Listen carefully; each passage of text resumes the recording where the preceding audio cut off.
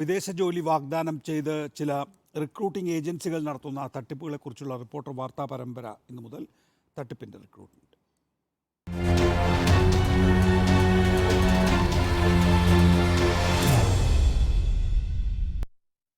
യുകെയിൽ nurse ജോലി വാഗ്ദാനം ചെയ്ത് കൊച്ചിയിൽ കോടികളുടെ തട്ടിപ്പ്.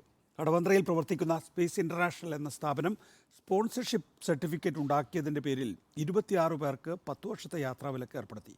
സ്പേസ് ഇന്റർനാഷണൽ നടത്തിപ്പുകാരായ ദമ്പതികൾക്കും ജീവനക്കാർക്കുമെതിരെ സൗത്ത് പോലീസ് കേസെടുത്തുവെങ്കിലും ഒരു നടപടിയും ഇതുവരെ ഉണ്ടായില്ല. പ്രതികൾ മുൻകൂർ ജാമ്യത്തിന് സമീപിച്ചതിനാൽ അറസ്റ്റ് ചെയ്യാനാകില്ലെന്ന വിശദീകരണമാണ് പോലീസ് നൽകുന്നത്. അവരുടെ ആഡ് കണ്ടിട്ടാണ് ഞങ്ങൾ ഇതിന് ആപ്ലിക്കേഷൻ വെച്ചത്. പക്ഷേ ഇപ്പോഴാണ് അവർ പറയുന്നത് ഇത് മാനേജർ ചെയ്ത ചതിയാണ്, ഞങ്ങൾക്കിതിൽ പങ്കില്ല എന്നുള്ള രീതിയിൽ അവർ അത് വളച്ചൊടിച്ച് വേറൊരു രീതിയിലേക്ക് മാറ്റുകയാണ് ചെയ്യുന്നത്. ഇപ്പോഴും പ്രവർത്തിക്കുന്നുണ്ട്. ഇപ്പോഴും FIR രജിസ്റ്റർ ചെയ്തതിന് ശേഷം ഇതിന് വേണ്ടിയിട്ട് റെയ്ഡോ അതിൻ്റെ ഒരു സെർച്ചിങ്ങോ കാര്യങ്ങളോ ഒന്നും പോലീസിൻ്റെ ഭാഗത്തുനിന്ന് ഉണ്ടായിട്ടില്ല. ഈ പോയ ടൈം എന്തായാലും ഞങ്ങൾക്ക് ഇനിയിപ്പോൾ തിരിച്ച് കിട്ടാൻ പറ്റില്ല. ഞങ്ങളുടെ ഈ 10 വർഷത്തെ ട്രാവൽ ബാൻ എങ്ങനെയെങ്കിലും ഞങ്ങൾക്ക് നീക്കം ചെയ്യണമെന്ന് ആഗ്രഹമുണ്ട്. ഇങ്ങനെ ഒരു ബാൻ നിലനിൽക്കുന്നതുകൊണ്ട് തന്നെ വേറെ 5 ഇംഗ്ലീഷ് സ്പീക്കിംഗ് കൺട്രീസിലും കൂടെ നമുക്ക് കയറുന്നതിന് വിലക്കുണ്ട്.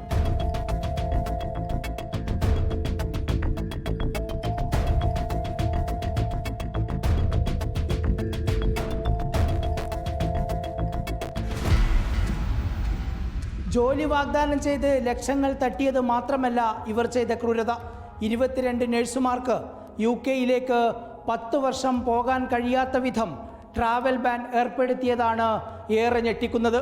2022 നവംബറിലാണ് കൊച്ചി കടവന്ത്രയിലെ സ്പേസ് ഇന്റർനാഷണൽ എന്ന റിക്രൂട്ടിംഗ് ഏജൻസിയുടെ ഇൻസ്റ്റഗ്രാം പേജിൽ നിന്ന് UK-യിൽ നഴ്സുമാരുടെ ഒഴിവുണ്ടെന്ന പരസ്യം കണ്ടത്. ഓഫീസിലെ ബ്ലസ്സി വർഗീസ് എന്ന ജീവനക്കാരി പറഞ്ഞതനുസരിച്ച് മാനേജർ സന്ദീപുമായി സംസാരിച്ചു. രേഖകൾ കൈമാറി. ആവശ്യപ്പെട്ട 14 ലക്ഷം രൂപയും 2 തവണകളായി എല്ലാവരും കൈമാറി. പക്ഷേ കിട്ടിയ സ്പോൺസർഷിപ്പ് സർട്ടിഫിക്കറ്റ് വ്യാജമായിരുന്നു. ഇതോടെ ഈ 4 പേർക്കും UK 10 വർഷത്തെ യാത്രാ നിരോധനം ഏർപ്പെടുത്തുകയും ചെയ്തു. സ്പേസ് ഇന്റർനാഷണൽ എന്ന റിക്രൂട്ടിംഗ് ഏജൻസി ചെയ്ത തട്ടിപ്പിനെ തുടർന്നാണ് ഈ 4 പേരടക്കം 26 പേർക്ക് UK യാത്രാ നിരോധനം ഏർപ്പെടുത്തിയത്. പിന്നീട് ഉദ്യോഗാർത്ഥികൾ നടന്നത് വിശദീകരിച്ചെങ്കിലും യാത്രാ നിരോധനം നീക്കിയില്ല. കേന്ദ്ര വിദേശകാര്യ സഹമന്ത്രി V. മുരളീധരനടക്കം പരാതി നൽകിയെങ്കിലും ഒന്നും നടന്നില്ല. ACP ഓഫീസിൽ നമ്മൾ കൊടുത്തായിരുന്നു, DCPക്ക് കൊടുത്തായിരുന്നു, CMൻ്റെ ഓഫീസിൽ കൊടുത്തായിരുന്നു, മുരളീധരൻ സാറിന് കൊടുത്തിരുന്നു. അതിൽ CMൻ്റെ ഓഫീസിൽ വന്ന പരാതിയാണ് ഇപ്പോൾ നമ്മൾ FIR ഫയൽ ചെയ്തിരിക്കുന്നത്. മുരളീധരൻ സാറിന് കൊടുത്തിരിക്കുന്ന പരാതി നമുക്ക് ഇതേവരെ അപ്ഡേറ്റ്സ് ഒന്നും കിട്ടിയിട്ടില്ല. 4 പേരുടെ പരാതിയിൽ കഴിഞ്ഞ മാസം സൗത്ത് പോലീസ് FIR രജിസ്റ്റർ ചെയ്തു.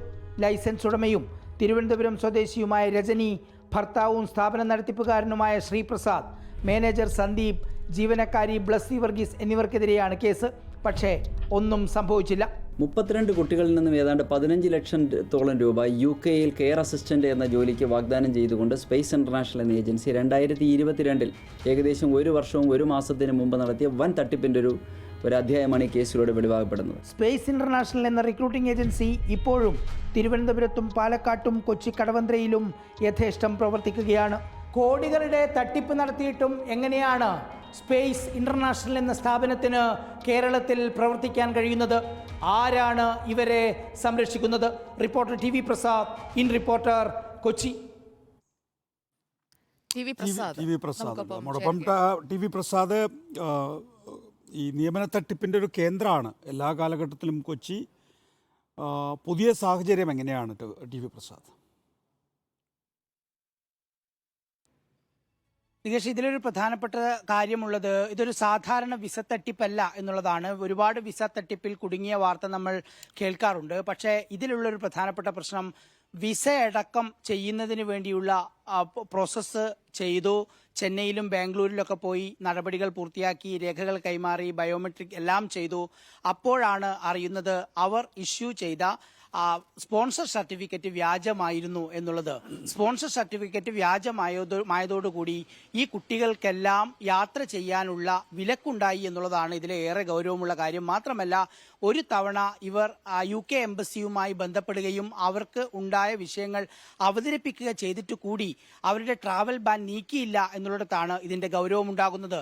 നമ്മൾ വാർത്തയിൽ പറഞ്ഞതുപോലെ 20-ലേറെ ആളുകൾ, കണക്കിൽപ്പെടാത്ത ഒരുപാട് ആളുകൾ ഉണ്ടെന്നാണ് പറയുന്നത്. ഏതാണ്ട് 40-ലധികം ആളുകൾ ഉണ്ടെന്നാണ് പറയുന്നത്. ഒരു ഏകദേശ കണക്കാണ് 26 എന്നുള്ളത്.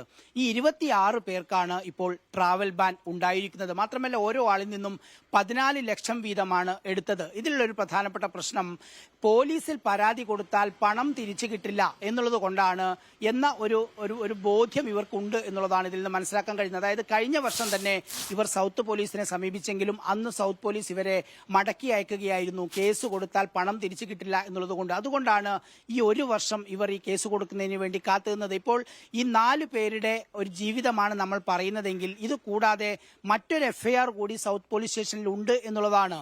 നവകേരള സദസ്സിൽ മറ്റൊരു പെൺകുട്ടി കൂടി പരാതി കൊടുത്തിട്ടുണ്ട് എന്നുള്ളതാണ്. നിരവധി പേരിൽ നിന്ന് ഇത്രയേറെ പണം വാങ്ങിയിട്ട് അവർക്ക് ട്രാവൽ ബാനും ഏർപ്പെടുത്തി ആ സ്ഥാപനം ഇപ്പോഴും ഇഷ്ടം പോലെ പ്രവർത്തിക്കുന്നു എന്നുള്ളിടത്താണ് ഇതിന്റെ ഏറ്റവും പ്രധാനപ്പെട്ട പ്രശ്നം. തിരുവനന്തപുരത്ത് ഹെഡ് ഓഫീസായി പ്രവർത്തിക്കുന്നു. കഴിഞ്ഞ ദിവസം നമ്മൾ കടവന്ത്രയിലെ ഓഫീസിൽ പോയപ്പോൾ അവിടെയും പ്രവർത്തിക്കുന്നു. 3 മാസം മുമ്പ് മാത്രമാണ് പാലക്കാട്ട് ഒരു സ്ഥാപനം തുറന്ന് പ്രവർത്തിക്കുന്നത്. യഥാർത്ഥത്തിൽ ഇത് നമ്മൾ ഇങ്ങനെ ഒരു ഗൗരവമായി കൊടുക്കാനുള്ള ഒരു കാരണം ഇതിൽ തട്ടിപ്പിന്റെ മറ്റൊരു രീതി ഉണ്ടായിട്ടുണ്ട്. അതായത് ശരി, TV പ്രസാദ്, അന്വേഷണം തുടരുക. തുടർ റിപ്പോർട്ടുകൾ നമുക്ക് പ്രേക്ഷകരിലേക്ക് എത്തിക്കാം. വരും ബുള്ളറ്റിനുകളിലും കൂടുതൽ വിശദാംശങ്ങൾ ഈ വാർത്തയുമായി ബന്ധപ്പെട്ടുണ്ടാകും.